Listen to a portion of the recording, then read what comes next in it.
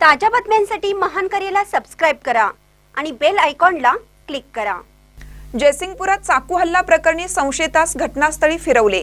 जयसिंगपूर शहरातील कायदा आणि सुव्यवस्था सुरळीत राहावी, फाळकूट दादांच्यावर वचक राहावी, तसेच शहरातील सर्वसामान्य नागरिक भीतीच्या छायेतून बाहेर यावेत याकरिता येथील 11व्या गल्लीत शनिवार दिनांक 6 रोजी भर दिवसात चाकू हल्ला करणाऱ्या संशयित आरोपीस पोलिसांनी पंचनाम्यासाठी घटनास्थळी चालत फिरवले। याबाबत अधिक माहिती अशी की शनिवारी दिनांक 6 डिसेंबर रोजी दारू पिण्यासाठी पैसे दे अशा किरकोळ कारणातून वाद झाला होता।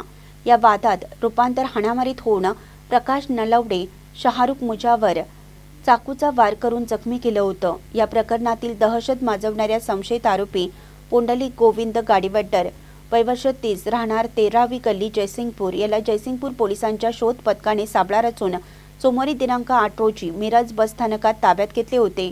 शुक्रवारी दिनांक 12 रोजी दुपारी 1:30 वाजण्याच्या सुमारास संशयित आरोपी गाडीवड्डर यास जयसिंगपूर पोलीस ठाण्याचे पोलीस निरीक्षक सत्यवान हाके, पोलीस उपनिरीक्षक उर्मिला खोत, प्रवीण माने, पोलीस कॉन्स्टेबल रुपेश कोळी, बाळासाहेब गुत्ते यांनी घटनास्थळी पंचनाम्यासाठी पोलीस ठाणे ते घटनास्थळ आणि क्रांती चौकातून परत पोलीस स्टेशनमध्ये फिरवलं।